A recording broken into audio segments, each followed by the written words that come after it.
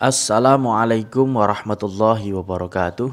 Bismillahirrahmanirrahim. Alhamdulillah wa syukrulillah. Assalatu wassalamu ala rasulillah wa ala alihi wa sahbihi wa mawalah amma ba'dah.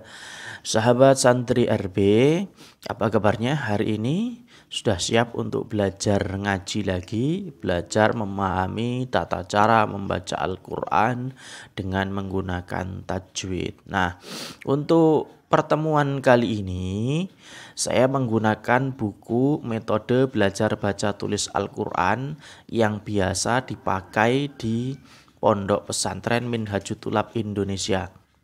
Nah, Pondok Pesantren Minhajul Thulab Indonesia ini sudah banyak tersebar di Indonesia ya, termasuk cabangnya ada di Lampung dan anak saya juga mondok di sana atau sekolah di sana.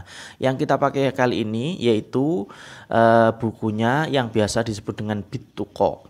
Nah, ini yang jilid 6 ya, Bituko jilid 6. Ini mohon maaf ini sama anak saya ditempel-tempelin ini karena dia anaknya seneng seni. Nah, langsung saja kita buka Bituko ini. Nah, bukunya seperti ini ya.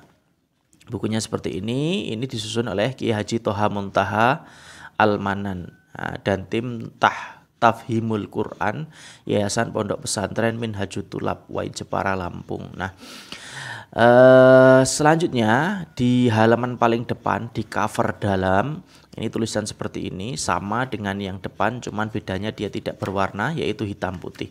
Kemudian langsung saja kita masuk ke halaman pertama. Nah, di halaman pertama di jilid 6 ini kita mengenal tanda mim kecil ya. Tanda mim kecil yang berada di atas kalimat atau sebagai pemisah kalimat yang berada di atas. Nah, tertulisnya seperti ini. Nah, ini namanya waqaf lazim ya. Waqaf lazim. Lazim itu artinya apa? Lazim itu artinya pasti, ya kan? Kita pernah belajar namanya mad lazim kalimi mutsaqal. Lazim itu artinya pasti. Nah, waqaf lazim itu cara membacanya bagaimana? Ketika kita membaca Al-Quran kemudian bertemu dengan tanda mim kecil yang berada di atas seperti ini. Nah, ingat mimnya seperti ini ya. Nah, tanda mimnya seperti ini. Kan ada juga tanda mim yang tidak berbentuk seperti ini ada. Nah, tapi kali ini yang kita bahas yaitu hanya waqaf lazim. Waqaf lazim sendiri itu mempunyai fungsi ketika membaca Al-Quran bertemu dengan waqaf lazim atau huruf mim seperti itu, maka fungsinya ini di bawah waqaf lazim. Nah, titik 2 atau sama dengan tanda harus berhenti. Tanda harus berhenti. Jadi ketika bertemu dengan waqaf lazim berarti kita harus berhenti membaca Al-Qur'annya, dalam artian dijeda, diwakafkan atau berhenti, dan itu secara pasti. Nah,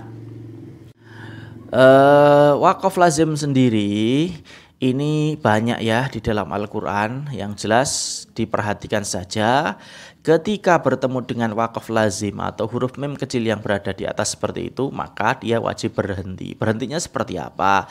Berhentinya paling tidak 1 harokat, dan dia boleh mengambil nafas karena dia bukan tanda saktah. Jadi berhenti secara total ya, dalam artian tidak harus menahan nafas dan melanjutkan, tidak, akan tetapi boleh mengambil nafas, di situ berhenti. Nah, langsung saja ke contohnya kita baca ya. Ini ayat yang pertama, ini menyuplik atau mengambil dari ayat-ayat dalam Al-Quran. Nah, Bismillahirrahmanirrahim. Innama yastajibul ladzina yasma'un wal mauta yab'atsuhumullahu tsumma ilaihi yurja'un. Nah, di tanda mim kecil ini berhenti. Alladzina yasma'un, berhenti ya. Wal mauta yab'atsuhumullahu tsumma ilaihi yurja'un. Nah, jadi di sini berhenti mengambil nafas. Kemudian la'anahullah. Nah, di sini berhenti.